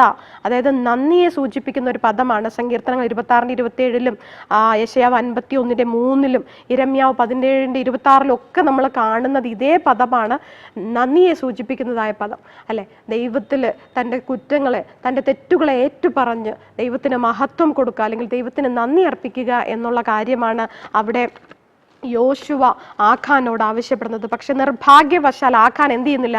ആഖാൻ യഥാർത്ഥ അനുതാപത്തിൻ്റെ ഒരു അടയാളവും അവിടെ കാണിച്ചതായിട്ട് ഒരു സൂചനയും വേദപുസ്തകം നമുക്ക് നൽകുന്നില്ല. തൻ്റെ തെറ്റ് അവസാനം വരെ മറഞ്ഞിരിക്കുമെന്ന് അവൻ പ്രതീക്ഷിച്ചിരിക്കുകയായിരുന്നു. അതായത് മോശയുടെ നിയമം അനുസരിച്ച് പ്രായശ്ചിത്തമില്ലാത്ത ഒരു കുറ്റവാളിക്ക് എന്താണ് അവസാനം, അല്ലെങ്കിൽ അവൻ എന്ത് ശിക്ഷ കിട്ടും എന്ന് നമുക്ക് സംഖ്യാപുസ്തകം 15:27 മുതൽ 31 വരെ വായിക്കുമ്പോൾ നമുക്ക് മനസ്സിലാക്കാവുന്നതാണ്. ഇവിടെ നമുക്ക് കമ്പയർ ചെയ്യാനായിട്ട് സാധിക്കുന്നത് ഉൽപ്പത്തി പുസ്തകം 3:6 അവിടെ ഒരാൾ ഇതുപോലൊരു കാര്യം ചെയ്യുന്നുണ്ട്. നമുക്കറിയാം ഹവ്വ അവിടെ എന്ത് പറയുകയാണ്? പാമ്പ് ഹവ്വയോട് ചോദിച്ചപ്പോൾ അവിടെ പറയാണ്, തോട്ടത്തിന്റെ നടുവിലുള്ള വൃക്ഷത്തിന്റെ ഫലം തിന്നരുത്, തൊടുകയും അരുത്. അതുകൊണ്ടാണ് ഞാൻ നേരത്തെ പറഞ്ഞത്, ദൈവം അവിടെ ശപഥാർപ്പിത വസ്തുക്കൾ തൊടുകയും അരുത് എന്ന് പറയുന്നത് പോലെ ഇവിടെയും ഒരു ഭാഗം നമുക്കാണ്, തൊടുകയും അരുത്. പക്ഷെ എന്നിട്ടും ഹവ്വ അവിടെ പറയുന്ന ഒരു കാര്യമാണ്, ഹവ്വയ്ക്ക് നേരത്തെ ഈ പഴം കണ്ട് പരിചയമോ തിന്ന പരിചയമോ ഇല്ല. എന്നിട്ട് കൂടി അവിടെ 3:6 പറയാണ്, ആ വൃക്ഷഫലം തിന്മാൻ നല്ലതും കാൺമാൻ ഭംഗിയുള്ളതും ജ്ഞാനം പ്രാപിപ്പാൻ കാമ്യവും എന്ന് സ്ത്രീ കണ്ട് ഫലം പറിച്ചു തിന്നു, ഭർത്താവിനും കൊടുത്തു. അതുപോലെ തന്നെയാണ് ഇവിടെയും ആഖാൻ എന്താണ് ബാബിലോണിയ ഷാള് കണ്ടിട്ട്, അല്ലെങ്കിൽ വെള്ളിയും പൊന്നും ഒക്കെ കണ്ടിട്ട് എന്ത് ചെയ്തു? അവൻ മോഹിച്ച് തൊടരുത് എന്ന് പറഞ്ഞ കാര്യം അവൻ എന്ത് ചെയ്യാണ്? ഭംഗിയുള്ളതെന്നും കണ്ടിട്ട് പറിച്ചതുപോലെ ഇവിടെ ഭംഗിയുള്ളതെന്ന് കണ്ടിട്ട് എന്ത് ചെയ്യാണ്? അതിനെ മോഷ്ടിച്ചതായിട്ട് നമുക്ക് അവിടെ കാണാനായിട്ട് സാധിക്കുന്നു. സാത്താൻ്റെ കയ്യിൽ ഒരു മാഗ്നിഫൈങ് ലെൻസ് ഉണ്ട്. അത് നമുക്ക് അരുതാത്ത കാര്യങ്ങൾ എന്ത് ചെയ്യും? അതിനെ ഇങ്ങനെ വലിയ സൈസായിട്ട് മാഗ്നിഫൈ ചെയ്ത് നമുക്കത് ഭൂതക്കണ്ണാടി പോലെ നമുക്ക് എന്ത് ചെയ്യും? നമ്മുടെ കണ്ണിന് വളരെ അത് അഭികാമ്യമായിട്ട് നമുക്ക് കാണിച്ചു തന്ന് നമ്മളെ തെറ്റ് ചെയ്യുവാൻ പ്രേരിപ്പിക്കുന്ന ഒരു ലെൻസ് അതാരുടെ കയ്യിലുണ്ട്? സാത്താൻ്റെ കയ്യിലുണ്ട്. അതുപോലെ തന്നെ എനിക്ക് തോന്നുന്നു ആ ലെൻസ് ഇവിടെയും, അതേ ലെൻസ് ഹവ്വയ്ക്ക് പ്രയോഗിച്ച അതേ ലെൻസ് ഇവിടെയും ചിലപ്പോൾ സാത്താൻ ഉപയോഗിച്ച് കാണും. അതുകൊണ്ടാണ് തെറ്റ് ഏറ്റു പറയുമ്പോഴും അവൻ പറയാണ്, വളരെ മേത്തരമായ വിശേഷപ്പെട്ട ആ ബാബിലോണിയ അങ്കിയെക്കുറിച്ചും ആ പൊന്നിനെ കുറിച്ചും അതിൻ്റെ തൂക്കത്തെക്കുറിച്ചും അതിൻ്റെ ആ ഒരു പ്രൈസിനെ കുറിച്ചൊക്കെ അവിടെ പറയുന്നതായിട്ട് കാണാം. പിന്നീട് നമുക്കിവിടെ പറയുന്നത് ഭാഗം എന്ന് പറയുന്നത് ആഖാൻ്റെ ഈ പാപവും റാഹാബിൻ്റെ വിശ്വാസവും തമ്മിൽ ഇവിടെ വലിയൊരു കമ്പാരിസൺ, താരതമ്യപ്പെടുത്തുന്ന ഒരു കാര്യമാണ് നമ്മളിവിടെ കാണുന്നത്. ഒരുപാട് താരതമ്യങ്ങൾ നമുക്ക് പറയാനായിട്ട് സാധിക്കും. എന്നിരുന്നാലും നമുക്ക് അതിൽ നിന്നും ചില കാര്യങ്ങൾ നമുക്ക് പഠിക്കാവുന്നതാണ്. അവിടെ റാഹാബ് എന്ന വേശ്യ അവളൊരു പുറജാതി ആയിരുന്നു എന്ന് നമ്മൾ ഓർക്കണം. പക്ഷെ ആഖാൻ എന്ന് പറയുന്നത് ഇസ്രായേൽ മക്കളിൽ ഒരുവനായിരുന്നു. യഹോവയുടെ വിശുദ്ധ ജനം എന്ന് അഹങ്കരിച്ചിരുന്ന ജനതയിൽ പെട്ടൊരു വ്യക്തിയായിരുന്നു ആഖാൻ. പക്ഷെ പുറജാതിയായിരുന്നിട്ടും അവളൊരു മോശപ്പെട്ട സമൂഹത്തിൽ മോശപ്പെട്ട പദവിയിലായിരുന്നപ്പോഴും അവൾ ചെയ്ത പ്രവൃത്തി എന്ന് പറയുന്നതാണ്, ആ രണ്ട് ഒറ്റുകാരെന്ത് ചെയ്യാണ്? അവളുടെ മേൽക്കൂരയിൽ അവളെ എന്താണ് ചണത്തണ്ടുകളുടെ ഇടയിൽ ഒളിപ്പിക്കുന്ന ഒരു കാര്യം നമുക്ക് അവിടെ കാണും. അപ്പോൾ അവളും അവിടെ ഒന്ന് മറവ് ചെയ്യുന്നുണ്ട്, ഇവിടെ ആഖാനും മറവ് ചെയ്യുന്നുണ്ട്. അവിടെ റാഹാബ് ഉചിതമായത് ചെയ്യുകയും ദയവ് കാണിക്കുകയും ചെയ്തു. ഇവിടെ നീചമായ കാര്യം ആഖാൻ ചെയ്യുന്നതായിട്ട് നമുക്ക് അവിടെ കാണാനായിട്ട് സാധിക്കുന്നു. എന്ത് ചെയ്യണം? അവളും അവളുടെ വീട്ടിലാണ് ചെയ്തത്, ഇവനും അവൻ്റെ കൂടാരത്തിലാണ് ചെയ്തത്. അവൾ എന്ത് ചെയ്യണം? ഇസ്രായേലിനോട് ദയ കാണിക്കുകയും അതേസമയം ആഖാൻ ഇസ്രായേലിന് ശാപം വരുത്തി വെക്കുന്നതായിട്ടും മരണം കൊണ്ടുവരുന്നതായിട്ടും നമുക്ക് കാണാനായിട്ട് സാധിക്കും. അവിടെ അവളുടെ വിശ്വാസം, അവൾ യഹോവയെ ഏറ്റുപറയുകയാണ്. അവൾ യഹോവയുടെ മഹത്വത്തെ അവൾ എന്ത് ചെയ്യാണ്? പ്രശംസിക്കുന്നു. യഹോവയ്ക്ക് മഹത്വം കരയറ്റുകയാണെന്ന് നമുക്കവിടെ കാണാം. പക്ഷേ ആഖാൻ ഇവിടെ എന്ത് ചെയ്യാണ്? യോശുവ പറഞ്ഞിട്ടും ആഖാൻ ഇവിടെ യഹോവയ്ക്ക് മഹത്വം കരയറ്റുന്നതായിട്ട് നമുക്ക് കാണാനായിട്ട് സാധിക്കുന്നില്ല. അവൾ ഇസ്രായേലുമായിട്ട് എന്താണ് യഹോവ അവൾക്ക് എന്ത് ചെയ്യണം? ഒരു ഉടമ്പടി ചെയ്യുന്നതായിട്ട് നമുക്ക് അവിടെ കാണാൻ സാധിക്കുന്നു. ഇവിടെ ആഖാൻ ഉടമ്പടി ലംഘിക്കുന്നതായിട്ട് നമുക്കിവിടെ കാണാനായിട്ട് സാധിക്കുന്നു. അപ്പോൾ അവളുടെ ആ നല്ല പ്രവൃത്തി കാരണം അവളും അവളോട് ചേർന്ന് അവളുടെ സഹോദരങ്ങളും ബന്ധുക്കളും ചാർച്ചക്കാരും അമ്മയപ്പന്മാരും അവളുടെ ജീവികളൊക്കെയും എന്ത് ചെയ്യാണ്? രക്ഷിക്കപ്പെട്ടപ്പോൾ, ആ കൂടാരത്തിനുള്ളിലായവരെല്ലാം രക്ഷിക്കപ്പെട്ടപ്പോൾ ഇവിടെ ആഖാന്റെ കൂടാരത്തിലായിരുന്ന സകല വസ്തുക്കളും, എല്ലാ ജീവനുള്ള വസ്തുക്കളും, അവൻ്റെ മക്കളും അവൻ്റെ ഭാര്യയും അവൻ്റെ കുടുംബക്കാരൊക്കെയും നാശത്തിനിരയായി തീർന്നതായിട്ട് നമുക്കവിടെ കാണാനായിട്ട് സാധിക്കുന്നു. രാഹാബിൻ്റെ കാര്യം നമ്മൾ പരിശോധിക്കുമ്പോൾ റാഹാബ് ഇന്നുവരെയും ഇസ്രായേൽ മക്കളുടെ ഇടയിൽ വസിച്ചു കൊണ്ടിരിക്കുന്നു എന്ന് പറയുമ്പോൾ ആഖോർ താഴ്വര ഇന്നുവരെയും ആഖാന്റെ ആ ലംഘനത്തിന് അല്ലെങ്കിൽ ആഖാന് സംഭവിച്ച ആ ഒരു വലിയൊരു നാശത്തിൻ്റെ ഒരു മാറ്റൊലിയായി ഇപ്പോഴും നിലനിൽക്കുന്നു എന്ന് നമുക്ക് ആ ഭാഗത്ത് വായിക്കാനായിട്ട് സാധിക്കുന്നു. സോ തെറ്റ് ചെയ്തത് പുറജാതിയായിരുന്നാലും അത് അകത്തുള്ള ശത്രു ഇസ്രായേൽ ജനമായിരുന്നാലും തെറ്റ് തന്നെയാണ്. പാപം തന്നെയാണ്. ദൈവം അവിടെ പാപത്തെ പാപം എന്ന് തന്നെ അഡ്രസ് ചെയ്യുന്നു. പലപ്പോഴും നമ്മൾ പാപത്തെ നമ്മുടെ ചില ഹാബിറ്റ്സ് ആയിട്ടോ ഹോബീസ് ആയിട്ടോ ഒക്കെ നമ്മൾ പറയും. പക്ഷെ ഇവിടെ ദൈവം പാപത്തെ പാപം എന്ന് തന്നെ അവിടെ എടുത്തു പറയുന്നതായിട്ട് നമുക്ക് അവിടെ കാണാനായിട്ട് സാധിക്കുന്നു. സോ നമ്മുടെ പാപം കാരണം, നമ്മുടെ അത്യാഗ്രഹം കാരണം, നമ്മുടെ ചില തെറ്റായ ശീലങ്ങൾ കാരണം നമ്മുടെ കുടുംബത്തിനും നമ്മുടെ തലമുറയ്ക്കും ശാപം വരുത്തി വെക്കാതിരിക്കാൻ ദൈവം നമ്മളെ സഹായിക്കട്ടെ. അതാണ് നാം ഈ പാഠത്തിലൂടെ പഠിക്കുന്നതായിട്ടുള്ള ഒരു മഹത്തായ തത്വം എന്ന് പറയുന്നത്. സോ യോശുവ 7:19 മുതൽ 21 വരെയുള്ള കാര്യങ്ങൾ നമ്മൾ പഠിച്ചത്, അവൻ എന്ത് ചെയ്യണം? അവൻ്റെ ആ ഒരു ഏറ്റുപറച്ചിലിനെ താമസിക്കും തോറും അവൻ്റെ കൃപാകാലം അവസാനിച്ചിട്ട് അവന് വലിയൊരു നാശം ഉണ്ടാകുന്നതായിട്ട് നമുക്ക് കാണാം. പിന്നെ പഠിക്കുന്ന ഒരു ലെസൺ എന്ന് പറയുന്നത്, നമ്മുടെ മോഹം എന്ത് ചെയ്യാണ്? പാപത്തെ ജനിപ്പിക്കും അല്ലേ? അപ്പോൾ ആ പാപം കാരണം എന്ത് ചെയ്യാണ്? മരണം അവിടെ സംഭവിച്ചതായിട്ട് നമുക്ക് അവിടെ കാണാനായിട്ട് സാധിക്കും. സോ നമ്മുടെ ചെറു കണ്ണുകളെ നീ സൂക്ഷിച്ചു കൊള്ളുക, കാണുന്നത് എന്ത്? നമ്മളൊരു പാട്ടൊക്കെ പാടുന്നുണ്ടല്ലോ. അപ്പം നമ്മുടെ മോഹം നമ്മൾ ജനിക്കാതെ വണ്ണം ആഗ്രഹിക്കാം. പക്ഷെ ആഗ്രഹവും ഇച്ഛയും തമ്മിൽ ഒരുപാട് വ്യത്യാസമുണ്ട്. സോ ഇച്ഛിച്ച് നമ്മൾ പാപം ചെയ്യാതെ വണ്ണം, മരണം വിളിച്ച് വരുത്താതെ വണ്ണം ദൈവം നമ്മളെ ഓരോരുത്തരെയും ശരിയായ തീരുമാനങ്ങൾ എടുക്കുവാൻ, അല്ലെ, ഭാഗ്യകരമായ തിരഞ്ഞെടുപ്പുകൾ റാഹാബ് ചെയ്തതുപോലെ നല്ല തീരുമാനങ്ങൾ എടുക്കുവാൻ ദൈവം നമ്മളെ സഹായിക്കട്ടെ. അല്ലെങ്കിൽ അനന്യാസും സഫീറയും പോലെ ദൈവത്തിന് ഏൽപ്പിക്കപ്പെട്ട വസ്തു അവരതിൽ നിന്ന് കുറച്ച് അവർക്ക് വേണ്ടി വെച്ച് അവർ വലിയൊരു ശാപത്തിൽ ഇടയായതുപോലെ നാമും നമ്മുടെ കുടുംബവും ആയി തീരാതിരിപ്പാൻ, നമ്മുടെ കുടുംബത്തിന് നാം എല്ലാവരും ഓരോ അനുഗ്രഹമായി തീരുവാൻ, നന്മ ചെയ്യുമ്പോൾ 3, 4 തലമുറ വരെ യഹോവ എന്ത് ചെയ്യും? അവരെ തെറ്റ് ചെയ്യുന്നവരെ 3, 4 തലമുറ വരെ എന്ത് ചെയ്യണം? ദൈവം സന്ദർശിക്കും. പക്ഷേ നന്മ പ്രവർത്തിക്കുന്നവർക്ക് 1000 തലമുറ വരെ ദൈവം കൃപ കാണിക്കും, അവരെ അനുഗ്രഹിക്കും എന്ന് പറയുന്നത് പോലെ നമ്മളും നമ്മുടെ കുടുംബത്തിനും വീട്ടുകാർക്കും സമൂഹത്തിനും രാഷ്ട്രത്തിനും ഒരു നന്മയായിരിക്കാൻ ദൈവം നമ്മളെ സഹായിക്കട്ടെ.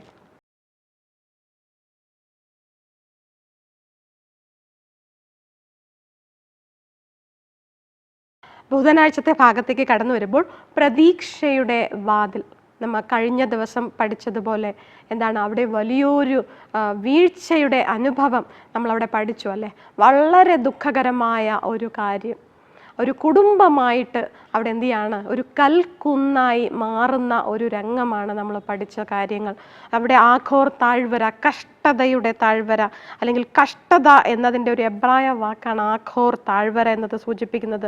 സോ അത് പ്രത്യാശയുടെ ഒരു വാതിലായി മാറുന്നതാണ് നമുക്ക് കാണാനായിട്ട് സാധിക്കുന്നത്. യോശുവ 8:1 മുതൽ 29 വരെ നമ്മൾ വായിക്കുമ്പോൾ നമ്മുടെ ഏറ്റവും ദയനീയമായ പരാജയങ്ങളെ അവസരങ്ങളാക്കി മാറ്റാൻ ദൈവത്തിന് എങ്ങനെ കഴിയും എന്നതിനെ കുറിച്ച് ഈ സംഭവം നമ്മോട് എന്താണ് പറയുന്നത് എന്നതേ പറ്റിയാണ്.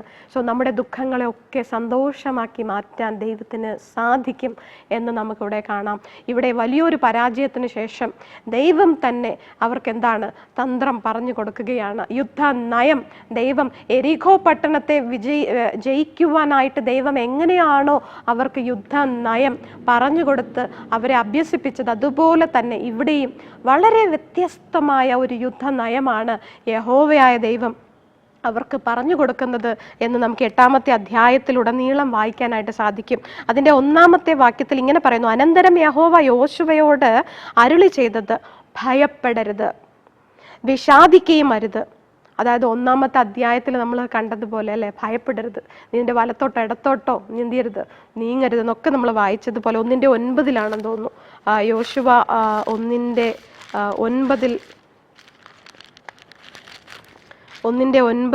ഇങ്ങനെ പറയുന്നത് അല്ലേ, യഹോവ നീ പോകുന്നിടത്തൊക്കെയും നിന്നോട് കൂടെ ഉള്ളത് കൊണ്ട് ഉറപ്പും ധൈര്യവും ഉള്ളവനായിരിക്കാം, ഭയപ്പെടരുത്, ഭ്രമിക്കുകയും അരുത് എന്ന് ഞാൻ നിന്നോട് കൽപ്പിച്ചുവല്ലോ എന്ന്. അതേ ദൈവം ഇവിടെ വീണ്ടും, സ്നേഹവാനായ ദൈവം ഇവിടെ എന്ത് ചെയ്യാണ്, യോശുവയോട് പറയുകയാണ്, നീ എന്ത് ചെയ്യരുത്, ഭയപ്പെടരുത്, നീ വിഷാദിക്കുകയും അരുത്, പടജനത്തെയൊക്കെയും കൂട്ടി പുറപ്പെട്ട് ഹായിയിലേക്ക് ചെല്ലുക. ഞാൻ ഹായി രാജാവിനെയും അവൻ്റെ ജനത്തെയും പട്ടണത്തെയും ദേശത്തെയും നിന്റെ കയ്യിൽ തന്നിരിക്കുന്നു എന്ന് എരിഹോവിനോടും അതിൻ്റെ രാജാവിനോടും ചെയ്തതുപോലെ നീ ഹായിയോടും അതിൻ്റെ രാജാവിനോടും ചെയ്യണം. എന്നാൽ അതിലെ കൊള്ളയെയും കന്നുകാലികളെയും നിങ്ങൾക്ക് എടുത്തുകൊള്ളാം. അല്ലേ, അപ്പോൾ ആഖാൻ അവിടെ ചിന്തിച്ചാണ്, എന്തിനാണ് ഈ വസ്തുക്കളൊക്കെ ഇങ്ങനെ വേസ്റ്റ് ആക്കുന്നത്? തനിക്കുള്ളത് കൊണ്ട് തൃപ്തിയില്ല, ഇതും കൂടെ ഒന്ന് നമുക്ക് സമ്പാദ്യമായിട്ട് ശേഖരിക്കാമെന്ന് അവൻ കരുതി. പക്ഷെ ദൈവം അവരെ കാത്തു വച്ചിരുന്നത് മറ്റൊന്നായിരുന്നു. ആ എരിഹോ പട്ടണത്തിൽ നിന്നും ഒന്നും എടുക്കരുതെന്ന് പറഞ്ഞുവെങ്കിൽ ഈ പട്ടണത്തിൽ നിന്ന് എടുക്കാൻ പറയുന്നതായിട്ട് നമുക്കിവിടെ കാണാനായിട്ട് സാധിക്കുന്നു. ഒരു വലിയ പരാജയത്തിന് ശേഷം ദൈവം ഇവിടെ വലിയൊരു വിജയം അവർക്ക് കൊടുക്കുകയാണ്. വിജയത്തോടൊപ്പം തന്നെ അവിടെ നിന്നും കിട്ടുന്നതായ കൊള്ള അവർക്ക് തന്നെ എടുത്തുകൊള്ളാം. അത് യഹോവയ്ക്ക് അവിടെ ഒന്നും കൊടുക്കേണ്ടതായിട്ടില്ല, എല്ലാം അവർക്ക് എടുത്തുകൊള്ളാം എന്ന് അവിടെ പറയുകയാണ്. സോ ഇപ്രാവശ്യം അയക്കുന്നത് 30,000 പേരെയാണ് ഇവിടെ അയക്കുന്നത്. ആ യുദ്ധ നയം എന്ന് പറയുന്നത് വളരെ ഇൻട്രസ്റ്റിംഗ് ആയിട്ടുള്ള യുദ്ധമാണ് അവിടെ നടക്കുന്നത് അല്ലേ. യോശുവയും കൂട്ടരും എന്ത് ചെയ്യാണ്, ആ പട്ടണത്തിന് നേരെ പോകുന്നു. അതിന് മുൻപ് തന്നെ പതിയിരിപ്പുകാരെ എന്ത് ചെയ്യാണ്, ആ പട്ടണത്തിൻ്റെ പുറകുവശത്തും വലത്തും ഇടത്തും ഒക്കെ അവരെ പതിയിരിപ്പുകാരെ ആക്കിയിട്ടാണ് ഇവർ പോകുന്നത്. ഇവരെന്ത് ചെയ്യണം, മുൻപത്തെ പോലെ തന്നെ ഓടിയതുപോലെ അഭിനയിക്കുന്നു. ഇവർ പേടിച്ചോടുന്നത് കണ്ടിട്ട് ഈ പട്ടണക്കാർ വീണ്ടും ഇവർ ഓടുകയാണെന്ന് കരുതിയിട്ട് അവന്മാരെന്ത് ചെയ്യാണ്, കംപ്ലീറ്റ്, അതായത് ആ യോശുവയും സംഘത്തെയും എതിരിട്ട് പുറകെ ചെല്ലാത്തതായിട്ട് ഒരു വ്യക്തി പോലും ആ പട്ടണത്തിനുള്ളിൽ ഉണ്ടായിരുന്നില്ല എന്നിവിടെ വളരെ വ്യക്തമായിട്ട് തന്നെ അവിടെ പറയുന്നുണ്ട്. ഇവിടെ 8:17 പറയണം, ഹായിയിലും ബേഥേലിലും ഇസ്രായേലിന്റെ പിന്നാലെ പുറപ്പെടാതെ ഒരുത്തനും ശേഷിച്ചില്ല. അവർ പട്ടണം തുറന്നിട്ടേച്ച് ഇസ്രായേലിനെ പിന്തുടർന്നു. അപ്പോൾ യഹോവ യോശുവയോട്, നിന്റെ കയ്യിലുള്ള കുന്തം ഹായിക്ക് നേരെ ഏന്തുക, ഞാൻ അത് നിന്റെ കയ്യിൽ ഏൽപ്പിക്കും എന്ന് അരുളി ചെയ്യുകയാണ്. ഇവിടെ വളരെ വ്യത്യസ്തമായിട്ടൊരു കാര്യം ഇവിടെ ചെയ്യുന്നത്, യഹോവ ഇവിടെ ഉപയോഗിക്കുന്നത് വ്യത്യസ്തമായൊരു യുദ്ധ നയമാണ്. മോശെ ഇസ്രായേൽ ജനം അമാലേക്യരുമായിട്ട് യുദ്ധം ചെയ്തപ്പോൾ തൻ്റെ കരം ഉയർന്നിരിക്കുമ്പോൾ ഇസ്രായേലിന് ജയവും കരം താഴുന്നതിനനുസരിച്ച് അമാലേക്യർ ജയിച്ചുകൊണ്ടിരുന്ന അതേ ഒരു സംഭവം നമുക്കിവിടെ കാണാം. സോ ഇവർ യുദ്ധം ചെയ്ത് ജയിക്കുന്നത് വരെ എന്താണ്, യോശുവയുടെ ആ കുന്തമേന്തിയ കരം ആ പട്ടണത്തിന് നേരെ തന്നെ നീട്ടിയിരുന്നതായിട്ട് നമുക്കിവിടെ കാണാം. അതായത് യഹോവയുടെ കരം, യഹോവയുടെ ആ ഒരു നീതിയുടെ ഭുജം, നീതിയിൻ കരം, the hand of righteousness Israel ജനത്തിനു മേൽ വരുന്നതായിട്ട് നമുക്കവിടെ കാണാം. ആ നീട്ടിയ ഭുജം കൊണ്ട് യഹോവ അവർക്ക് വിജയം കൊടുത്തതായിട്ട് നമുക്കവിടെ കാണാനായിട്ട് സാധിക്കുന്നു. അവിടെ കുന്തം സൂചിപ്പിക്കുന്നത് യഹോവയുടെ ആ നീതിയിൻ ഭുജത്തെയാണ് നമുക്കവിടെ കാണിച്ചു തരുന്നത്. കാരണം ചെങ്കടൽ കടക്കുമ്പോഴൊക്കെ മോശ ഉപയോഗിക്കുന്ന ഒരു വടി അല്ലെ, വടി നീട്ടിപ്പിടിക്കുന്നതായിട്ടും, അപ്പം അതുപോലെ യഹോവയുടെ പ്രവൃത്തി ഇവിടെയും ദർശിക്കാനായിട്ട് നമുക്ക് സാധിക്കുന്നു. ഇത്തവണ ദൈവത്തിൻ്റെ ദൃശ്യവും അത്ഭുതകരവുമായ ഇടപെടലില്ലെങ്കിലും ഹായിക്കെതിരെ വിജയം ആദ്യ തലമുറയിലെ മിസ്രൈമ്യർക്കെതിരായ വിജയത്തെക്കാളും അല്ലെങ്കിൽ എരീഹോയ്ക്കെതിരായ സമീപകാല വിജയത്തെക്കാളും ദൈവിക ഇടപെടൽ അവിടെ ഉണ്ടായി. കർത്താവിൻ്റെ വചനത്തിലുള്ള യോശുവയുടെ വിശ്വാസത്തിലും അതിലുള്ള അചഞ്ചലമായ അനുസരണത്തിലുമാണ് വിജയത്തിൻ്റെ താക്കോൽ. അനുസരണമായിരുന്നു അവിടുത്തെ താക്കോൽ എന്ന് പറയുന്നത്. ഇവിടെ നമ്മൾ കാണുന്നതായ തത്വം, ദൈവജനത്തിന് അവർ എവിടെയായിരുന്നാലും എവിടെ ജീവിച്ചിരുന്നാലും ഇന്നും അതേ കരം നമ്മളോട് കൂടെ പ്രവർത്തിക്കുന്നു എന്ന് നമ്മൾ തിരിച്ചറിയേണ്ടതാണ്. പ്രത്യേകിച്ച് അവരുടെ വെല്ലുവിളികൾ എന്ത് തന്നെ ആയിരുന്നാലും, നമ്മുടെ യുദ്ധം എന്ത് തന്നെ ആയിരുന്നാലും, നിങ്ങളുടെ യുദ്ധങ്ങളൊക്കെയും ഞാൻ നിങ്ങൾക്ക് വേണ്ടി ചെയ്യാം എന്ന് യഹോവ തന്നെ ഒരു പ്രതീക്ഷയുടെ വാതിൽ നമുക്കിവിടെ തുറന്നു തരുന്നതായിട്ട് നമുക്കിവിടെ കാണാം. സോ വിശ്വാസത്താൽ നാം ദൈവിക ക്ഷമ സ്വീകരിക്കുമ്പോൾ ദൈവം നമ്മുടെ പാപങ്ങളെ ആഖോർ താഴ്വരയിൽ കുഴിച്ചിടുകയും പ്രത്യാശയിലേക്കുള്ള ഒരു വലിയൊരു വാതിൽ നമുക്ക് തുറന്നു തരികയും ചെയ്യും.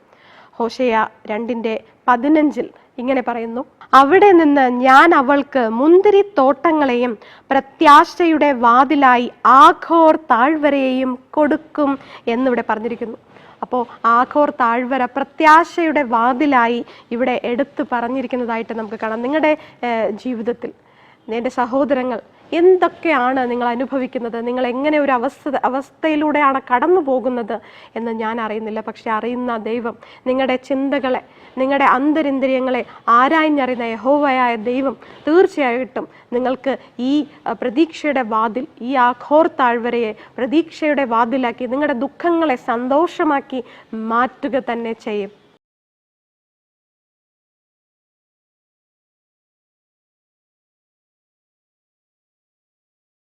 വ്യാഴാഴ്ചത്തെ ഭാഗത്തേക്ക് കടന്നു വരുമ്പോൾ ദൈവത്തിൻ്റെ ശക്തിക്ക് സാക്ഷി എന്നാണ്. അപ്പം നമ്മുടെ ഓരോ ജീവിതങ്ങളും ദൈവത്തിൻ്റെ സാക്ഷ്യമാണ്. നമ്മുടെ ജീവിതം എന്ന് പറയുന്നത്, അതായത് ഒരു സാക്ഷ്യം എന്ന് പറയുന്നത് ഏകദേശം 1000 പ്രസംഗത്തെക്കാളും വലുതാണ്, അല്ലെങ്കിൽ മഹത്തായതാണ് എന്ന് നമ്മൾ പലപ്പോഴും കേട്ടിട്ടുണ്ട്. So our life is a sermon. പക്ഷെ അതൊരു ജസ്റ്റ് സെർമൻ ആവരുത്. ആഖാൻ്റെ സ്റ്റോറി പോലെ ആഖാൻ്റെ ജീവിതം ഒരു സെർമനാണ്, പക്ഷേ it was a bad lesson, അല്ലേ? Be a good sermon, be a good sermon. നമ്മുടെ സെർമൻ അല്ലെങ്കിൽ നമ്മുടെ ജീവിത സാക്ഷ്യം എന്ന് പറയുന്നത് ഏറ്റവും നല്ല ഒരു സാക്ഷ്യമായി മാറേണ്ടതിൻ്റെ ആവശ്യകതയാണ് നമ്മൾ ഈ വ്യാഴാഴ്ചത്തെ ഭാഗത്ത് നമ്മൾ പഠിക്കുന്നത്. സോ നാം പഠിച്ചതുപോലെ, അതായത് 5-ാമത്തെ പാഠത്തിൽ പഠിച്ചതുപോലെ, യഹോവ ചെയ്ത ഈ വലിയ അത്ഭുതങ്ങളെ കണ്ടിട്ട് അന്യജാതിയിൽ അന്യമതസ്ഥർ യഹോവയെ സ്തുതിച്ചു. അല്ല, റാഹാബ് പറയാണ്, നിങ്ങളെക്കുറിച്ചുള്ള ഭയം ഈ ജനതയുടെ മേലുണ്ട്, അവരിങ്ങനെ മുട്ടുകാൽ വിറയ്ക്കുകയാണ് അവരുടെ, അല്ലെ? എന്നിട്ട് ഈ നിങ്ങളുടെ യഹോവയായ ദൈവമാണ് ഈ സർവ്വ ഭൂമിയും ചരാചരങ്ങളെ സൃഷ്ടിച്ചതെന്നും ആ ദൈവത്തെ മഹത്വപ്പെടുത്തുന്നതായിട്ട് നമുക്ക് അവിടെ കാണാനായിട്ട് സാധിക്കുന്നു. സോ ഇവിടെ ദൈവം ചെയ്ത ഈ വലിയ വിജയങ്ങൾക്കെല്ലാം അതിൻ്റെ എല്ലാം പുറകിലത്തെ ലക്ഷ്യം എന്ന് പറയുന്നത് ഈ അന്യമതസ്ഥർ അല്ലെങ്കിൽ ഈ പുറജാതികളെ യഹോവയുടെ ശക്തി അല്ലെങ്കിൽ യഹോവയായ ദൈവത്തെ മനസ്സിലാക്കണം. ഫറവോൻ ചോദിച്ചതുപോലെ നീ പറയുന്നത് കേട്ട് അനുസരിക്കാൻ നിന്റെ ദൈവമായ യഹോവ ആര് എന്ന് ചോദിക്കാതിരിപ്പാൻ എല്ലാവരും യഹോവയായ ദൈവം ആരെന്നറിയണമായിരുന്നു. ഇവിടെ യോശുവയുടെ 7-ാം അധ്യായം നമ്മൾ പരിശോധിക്കുമ്പോൾ 7:6 മുതൽ 9 വരെയുള്ള ഭാഗത്ത് ഹായി പട്ടണത്തെ കീഴടക്കുവാൻ സാധിക്കാതെ അവർ പരാജയപ്പെട്ട് യോശുവ അവിടെ കരയുന്ന കാര്യം നമ്മൾ നേരത്തെ പഠിച്ചു. അതോടൊപ്പം തന്നെ മൂപ്പന്മാരും അവിടെ കരയുന്നതായിട്ട് നമുക്ക് കാണാം. 7:6 മുതൽ താഴോട്ട് നമ്മൾ വായിക്കുമ്പോൾ അതിൻ്റെ കുറച്ച് മുമ്പിൽ വായിക്കും. അതുകൊണ്ട് ജനത്തിൻ്റെ ഹൃദയം ഉരുകി, അവരുടെ ഹൃദയം ഉരുകി വെള്ളം പോലെ ആയിത്തീർന്നു. യോശുവ വസ്ത്രം കീറി യഹോവയുടെ പെട്ടകത്തിൻ്റെ മുമ്പിൽ അവനും ഇസ്രായേൽ മൂപ്പന്മാരും തലയിൽ മണ്ണ് വാരിയിട്ട് കൊണ്ട് സന്ധ്യ വരെ സാഷ്ടാംഗം വീണ് കിടന്നു. അയ്യോ കർത്താവായ യഹോവേ, ഞങ്ങളെ നശിപ്പിപ്പാൻ അമ്മോര്യരുടെ കയ്യിൽ ഏൽപ്പിക്കേണ്ടതിന് നീ ഈ ജനത്തെ യോർദാനിക്കരെ കൊണ്ടുവന്നതെന്ത്? ഇത് നമ്മളെ ചില കാര്യം ഓർമ്മിപ്പിക്കുന്നുണ്ടല്ലേ. മിസ്രൈം ദേശത്ത് നിന്ന് ഇസ്രായേൽ ജനം കടന്നു വന്ന് ആദ്യമായിട്ട് ചെങ്കടലിൻ്റെ മുന്നിലെത്തിയപ്പോൾ ഫറവോന്റെ സൈന്യം പുറകെ ആ ധൂളി ഇങ്ങനെ പറക്കുന്നത് കണ്ടിട്ട് അവരതേപോലെ അവിടെ എന്താണ് സംസാരിക്കുന്നതായിട്ട് പുറപ്പാട് 16:3 ഇസ്രായേൽ എന്ത് ചെയ്യാണ്? മക്കൾ അവരോട് അവിടെ യഹോവയോട് അവരെന്ത് ചെയ്യണം? അപേക്ഷിക്കുന്നതായിട്ട് കാണാം. മറ്റൊരു ഭാഗം ഇത് പുറപ്പാട് 16:3 പറയുന്നു, ഇസ്രായേൽ മക്കൾ അവരോട് ഞങ്ങൾ ഇറച്ചിക്കലങ്ങളുടെ അടുക്കലായിരിക്കുകയും തൃപ്തിയാകും വണ്ണം ഭക്ഷണം കഴിക്കുകയും ചെയ്ത മിസ്രൈം ദേശത്ത് വെച്ച് യഹോവയാൽ മരിച്ചിരുന്നു എങ്കിൽ കൊള്ളാമായിരുന്നു. നിങ്ങൾ ഈ സംഘത്തെ മുഴുവനും പട്ടിണിക്കിട്ട് കൊല്ലുവാൻ ഈ മരുഭൂമിയിലേക്ക് കൂട്ടിക്കൊണ്ട് വന്നിരിക്കുന്നു എന്ന് പറഞ്ഞു. അവിടെ ചെങ്കടലിന്റെ ഭാഗത്തും പറഞ്ഞാണ് മിസ്രൈമിൽ ശവക്കല്ലറ ഇല്ലാത്തത് കൊണ്ടാണോ ശവക്കുഴി ഇല്ലാത്തതുകൊണ്ടാണോ ഞങ്ങളെ ഈ മരുഭൂമിയിൽ കൊണ്ടുവന്ന് അല്ലെങ്കിൽ ഈ ചെങ്കടലിൻ്റെ ഭാഗത്ത് കൊണ്ടുവന്ന് ഞങ്ങൾ പലപ്പോഴായിട്ട് ആ ജനം വിളിച്ചു പറഞ്ഞതുപോലെ ഇവിടെ യോശുവയും മൂപ്പന്മാരും ഇവിടെ പറയുന്നതായിട്ട് കാണാം. നമുക്ക് യോശുവ 7:9 പറയുന്നു, കനാന്യരും ദേശനിവാസികളും ഒക്കെയും കേട്ടിട്ട് ഞങ്ങളെ ചുറ്റി വളഞ്ഞു ഭൂമിയിൽ നിന്ന് ഞങ്ങളുടെ പേർ മായ്ച്ചു കളയുമല്ലോ, എന്നാൽ നീ നിന്റെ മഹത്തായ നാമത്തിന് വേണ്ടി എന്ത് ചെയ്യും എന്ന് യഹോവ പറഞ്ഞു. തൻ്റെ പാളയത്തിൽ ശാപം വച്ചിട്ട് ഇവിടെ യഹോവയോട് ചോദ്യം ചോദിക്കുന്നതായിട്ട് നമുക്കിവിടെ കാണാനായിട്ട് സാധിക്കുന്നു. യഹോവയുടെ നാമം സൂക്ഷിക്കാനോ യഹോവയുടെ നാമത്തിന് മഹത്വം വരുത്താനോ അത് നമുക്ക് സാധ്യമായ കാര്യമല്ല അല്ലേ. യഹോവയുടെ നാമം മഹത്വപ്പെട്ട തന്നെ അതിന് നാം മഹത്വം കൊടുത്താൽ മാത്രമേ മഹത്വം വരണമെന്നില്ല. ദൂതന്മാരിങ്ങനെ രാവും പകലും അല്ലെ ഇങ്ങനെ യഹോവയുടെ മഹത്വത്തെ സ്തുതിച്ചു കൊണ്ടിരിക്കുന്നതായിട്ട് നമുക്കറിയാവുന്നതാണ്. സോ ഇസ്രായേലുമായുള്ള ദൈവത്തിൻ്റെ ഉദ്ദേശങ്ങളുടെ കേന്ദ്രമായ ഒരു പ്രമേയവും തത്വവും ഇത് വെളിപ്പെടുത്തുന്നു. തന്നെ അനുസരിക്കുന്ന തൻ്റെ ജനത്തിനായി ദൈവം എന്ത് മഹത്തായ കാര്യങ്ങൾ ചെയ്യുമെന്ന് ചുറ്റുമുള്ള പുറജാതീയ രാജ്യങ്ങൾ കാണണമെന്ന് ദൈവം ആഗ്രഹിച്ചിരുന്നുവെങ്കിലും രാഹാബ് ചെയ്തതുപോലെ തൻ്റെ ജനത്തിൻ്റെ വിജയങ്ങളുടെ ശക്തിയാൽ അവർക്കും ഇസ്രായേലിൻ്റെ ദൈവത്തെക്കുറിച്ച് പഠിക്കുവാൻ കഴിയുമായിരുന്നു. മറുവശത്ത് എന്താണ്, അവിടെ അവൾ എങ്ങനെയാണോ ദൈവത്തെ അംഗീകരിച്ച് അവളുടെ കുടുംബം രക്ഷ പ്രാപിക്കുന്നതായിട്ട് നമുക്ക് അവിടെ കാണാനായിട്ട് സാധിക്കുന്നു. സോ നാം അതേസമയം നമ്മൾ ഇനി അടുത്ത ചാപ്റ്ററിലേക്ക് കടന്നു 9-ാമത്തെ അധ്യായത്തിൽ വരുമ്പോൾ യഹോവ ചെയ്ത ഈ വൻ പ്രവൃത്തികളെ കണ്ടിട്ട് മറ്റു കനാന്യ രാജാക്കന്മാർ എന്ത് ചെയ്യാണ്, ഇവർക്കെതിരായിട്ട് യുദ്ധം പ്രഖ്യാപിക്കുന്നതായിട്ട് നമുക്ക് അവിടെ കാണാൻ സാധിക്കും. സോ യഹോവയുടെ ശക്തിയിൽ യഹോവയുടെ അത്ഭുതങ്ങളെ കണ്ടിട്ടും കാണാത്ത പോലെ ഫറവോൻ ചെയ്തതുപോലെ ദൈവത്തെ അംഗീകരിക്കാതെ ഹൃദയത്തെ കഠിനപ്പെടുത്തുന്നവർക്ക് തീർച്ചയായിട്ടും ശിക്ഷ ലഭിക്കും എന്ന് നമുക്ക് ഈ പാഠത്തിലൂടെ കാണാനായിട്ട് സാധിക്കുന്നു. ആവർത്തന പുസ്തകം 4:5-9 വരെ നമ്മൾ വായിക്കുമ്പോൾ ഇസ്രായേലും ലോകത്തോടുമുള്ള അവരുടെ സാക്ഷ്യവും ഇന്നത്തെ നമ്മുടെ സെവന്ത് ഡേ അഡ്വന്റിസ്റ്റുകാരുടെ സാക്ഷ്യവും തമ്മിൽ എന്തൊരു സമാന്തരത്വം നമുക്കിവിടെ കാണാനായിട്ട് സാധിക്കും.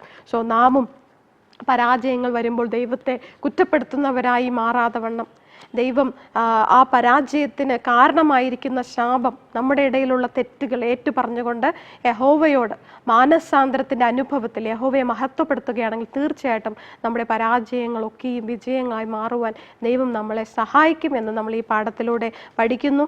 അതിനായി ദൈവത്തിൻ്റെ ഏറ്റവും ഉത്തമ സാക്ഷികളായിരിക്കാൻ ആ കാലങ്ങളിൽ ഇസ്രായേൽ ദൈവത്തിൻ്റെ സാക്ഷികളായിരുന്നത് പോലെ ഈ കാലത്ത്, ഈ അന്ത്യകാലത്ത് സെവന്ത് ഡേ അഡ്വന്റിസ്റ്റുകാരായ നമ്മളെ ഓരോരുത്തരെയും ദൈവത്തിൻ്റെ സാക്ഷികളായി ദൈവം വിളിച്ച് വേർതിരിച്ചിരിക്കുകയാണ്. സോ ദൈവത്തിന് നമ്മൾ എങ്ങനെയുള്ള സാക്ഷികളായിട്ടാണ് ജീവിക്കുന്നത്? ഉത്തമ സാക്ഷികളായിട്ടാണോ അതോ ആഖാനെ പോലെ മോശപ്പെട്ട ഒരു സാക്ഷ്യമാണോ നാം ഈ സമൂഹത്തിന് നൽകുന്നത് എന്ന് നാം തന്നെ നമ്മളെ വിലയിരുത്തേണ്ടത് വളരെ അത്യാവശ്യമാണ്.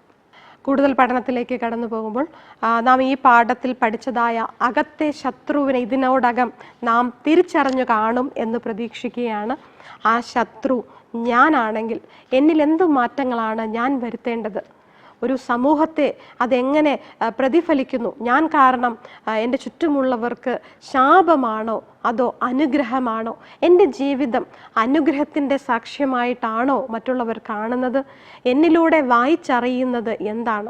പൗലോസ് ഇങ്ങനെ പറയുന്നു, നമ്മൾ ഓരോരുത്തരും പത്രമാണെന്ന് പറയുന്നത്, അല്ലെങ്കിൽ ഒരു ലെറ്റർ, കത്ത് ആണെന്ന് പറയുന്നു. നമ്മളെ എന്താണ് മറ്റുള്ളവർ നമ്മിൽ നിന്നും വായിച്ചറിയുന്നത്? പുറജാതികൾക്ക്, ആ കനാന്യ ദേശക്കാർക്ക് യഹോവയായ ദൈവം ആരെന്ന് ആവർത്തിച്ച് വെളിപ്പെടുത്തിക്കൊണ്ട് വന്നതുപോലെ ദൈവം നമ്മുടെ ജീവിതത്തിലും അനേക അത്ഭുതങ്ങൾ, അതിശയങ്ങൾ ദൈവം ചെയ്തുകൊണ്ടിരിക്കുന്നു. പക്ഷേ എവിടേക്കെയോ നാം ചെയ്ത തെറ്റുകൾ കാരണം, നാം വരുത്തിവെച്ച ശാപങ്ങൾ കാരണം നമ്മുടെ കുടുംബവും നമ്മുടെ സമൂഹവും അതിൻ്റെ പ്രതിഫലങ്ങൾ ഏറ്റുവാങ്ങുന്നുണ്ടോ എന്ന് നമ്മൾ ചിന്തിക്കേണ്ടതാണ്. ആഖാനെ നാശത്തിലേക്ക് നയിച്ച മാരകമായ ഒരു പാപം, അല്ലെങ്കിൽ അതിൻ്റെ വേര് എന്ന് പറയുന്നത് അത്യാഗ്രഹത്തിൽ നിന്ന് ഉത്ഭവിച്ചതാണ്. അവൻ കുറച്ച് യഹോവയിൽ വിശ്വസിച്ച് അവൻ അടങ്ങിയിരുന്നു എങ്കിൽ, അല്ലെ, യഹോവ പറഞ്ഞു നിങ്ങൾ മിണ്ടാതിരിക്കാനാണ് പറഞ്ഞത്. അങ്ങനെ അവൻ മിണ്ടാതിരുന്നു എങ്കിൽ അവൻ അടുത്ത ഹായി പട്ടണം വളരെ വലിയൊരു വിജയം ദൈവം അവിടെ കൊടുക്കുകയാണ്. 36 പേര് കൊന്നതിന് പകരമായിട്ട് 12,000 ഹായി പട്ടണക്കാർ അവിടെ മരിക്കുന്നതായിട്ട് നമുക്ക് അവിടെ കാണാനായിട്ട് സാധിക്കുന്നു. ഒരാളിന് ഏകദേശം 333 എന്ന വണ്ണം, അല്ലെ, 36-ന് 12,000 പേരാണ് അവിടെ മരിക്കുന്നത്. സോ യഹോവ നമുക്ക് വേണ്ടി യുദ്ധം ചെയ്യുമെന്ന് വിശ്വസിക്കുക. നമ്മുടെ അത്യാഗ്രഹങ്ങൾ, മോഹങ്ങൾ, മോഹങ്ങൾ അല്ലെ പാപം ചെയ്യുമാറ് എന്ത് ചെയ്യണം, മോഹം ജനിപ്പിക്കുവാൻ നമ്മൾ എന്ത് ചെയ്യരുത്, ഇട കൊടുക്കരുത് എന്ന് വലിയൊരു പാഠമാണ് നമ്മളിവിടെ പഠിക്കുന്നത്. യോശുവയും ഇസ്രായേലിലെ മൂപ്പന്മാരും അവരുടെ വാക്കുകൾക്ക് വർണ്ണിക്കുവാൻ കഴിയാത്ത വിധം വളരെയധികം ഒരു ദുഃഖത്തോടെ അവിടെ സാഷ്ടാംഗം വീണ് കരയുന്നത് നമുക്കവിടെ കാണാം. പക്ഷേ അപ്പോഴും ആഖാന്റെ ഹൃദയം കഠിനപ്പെട്ടതായിട്ടും പല ആവർത്തി ആഖാന് ദൈവം വീണ്ടും വീണ്ടും അവസരം കൊടുത്തപ്പോഴും ആഖാൻ ആ അവസരങ്ങളൊക്കെ പാഴാക്കി കളഞ്ഞതായിട്ട് നമുക്ക് ഈ പാഠത്തിലൂടെ കാണാനായിട്ട് സാധിക്കുന്നു. സോ നമ്മുടെ യഥാർത്ഥ ശത്രു എന്ന് പറയുന്നത് നാം തന്നെയാണ്. ആ മൂത്ത പുത്രൻ്റെയും ഇളയ പുത്രൻ്റെയും കഥ നമ്മൾ പഠിക്കുമ്പോൾ യഥാർത്ഥത്തിലും അവിടെ നഷ്ടപ്പെട്ട മകൻ എന്ന് പറയുന്നത് മൂത്ത പുത്രനാണ് അല്ലേ. ആ കഥ അല്ലെങ്കിൽ ആ സംഭവം അവിടെ അവസാനിക്കുമ്പോൾ ശരിക്കും മൂത്ത പുത്രൻ ഭവനത്തിന് പുറത്താണ്. സോ അകത്തായിരുന്നു യഥാർത്ഥ ധൂർത്തപുത്രൻ, അകത്തുള്ള ആ മൂത്ത പുത്രനായിരുന്നു എന്ന് നമുക്ക് അവിടെ കാണാനായിട്ട് സാധിക്കുന്നു. സോ നമ്മുടെ ഉള്ളിലെ ശത്രു, നമ്മുടെ കുടുംബത്തിലെ ശത്രു ആരാണെന്ന് തിരിച്ചറിയുവാൻ ദൈവം നമ്മളെ സഹായിക്കട്ടെ. നമ്മുടെ ഇടയിൽ നിന്നും നമ്മുടെ നടുവിൽ നിന്നും ശാപങ്ങളൊക്കെ എടുത്ത് കളയുവാൻ, എന്താണ് നമ്മുടെ ശാപത്തിന് ഹേതുവായ കാര്യം എന്തെന്ന് യഹോവയോട് ആരാഞ്ഞറിഞ്ഞ് അവയെ ഏറ്റുപറഞ്ഞ് അത് വിട്ടുകളയാനായിട്ട് ദൈവം നമ്മളെ സഹായിക്കട്ടെ.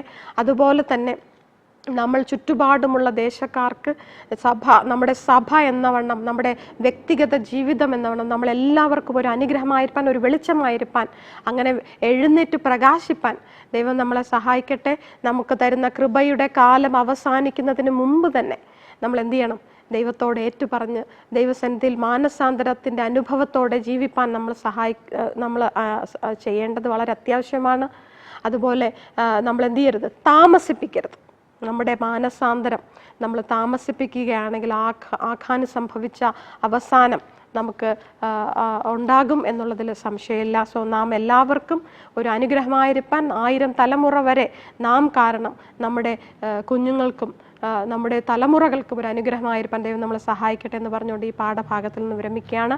ദൈവം നമ്മളെ അനുഗ്രഹിക്കട്ടെ. ഞങ്ങൾ അതിവാത്സല്യമായി സ്നേഹിക്കുന്ന സ്വർഗീയ വാഴ്ത്തപ്പെട്ട ദൈവമേ, ഈ പാഠപഠനത്തിൽ ഭാഗവാക്കുകളായിരുന്ന ഓരോ മക്കളെയും അങ്ങയുടെ കരങ്ങളിൽ ഏൽപ്പിക്കുകയാണ്. പ്രതീക്ഷയുടെ വാതിൽ അങ്ങ് തുറന്നു തന്നിരിക്കാൻ നന്ദിയോടെ സ്തുതിക്കുന്നു. ആ ഘോർ താഴ്വര ആ പരാജയത്തിൻ്റെ മുന്നോടിയായി കണ്ടുവെങ്കിലും ആ ഘോർ താഴ്വരയെ പ്രതീക്ഷയുടെ വാതിലാക്കി ദൈവം തന്നിരിക്കുന്നു. വലിയൊരു വിജയം ഇസ്രായേൽ ജനതയ്ക്ക് കൊടുത്തതുപോലെ ഞങ്ങളുടെ ദുഃഖങ്ങളൊക്കെയും സന്തോഷമാക്കി മാറ്റി ഞങ്ങളെല്ലാവരെയും നിത്യതയോളം അങ്ങയോടൊപ്പം ആ സന്തോഷത്തിൽ പങ്കാളികളാകുവാൻ അങ്ങ് ഞങ്ങളെ സഹായിക്കണം.